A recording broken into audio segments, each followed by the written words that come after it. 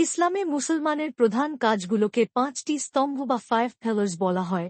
এগুলো হল প্রতিটি মুসলমানের জীবন পরিচর্যা ও ঈমানের প্রকাশ। ১. শাহাদা, ঈমানের ঘোষণা আল্লাহর একত্ব ও হযরত মুহাম্মদ সাল্লাল্লাহু আলাইহিস সালাম কে আল্লাহর রাসূল হিসেবে মেনে নেয়ার ঘোষণাটি ঈমানের ভিত্তি।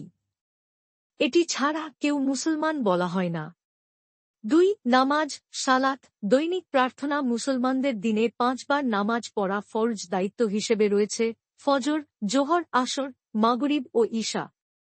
৩. জাকাত, দান অর্থ সাহায্য যাদের কাছে যথেষ্ট সম্পদ থাকে, তারা দরিদ্র ও নিতান্ত দরকারীদের জন্য একটি নির্দিষ্ট অংশ অর্থ দিয়ে সাহায্য করে থাকেন।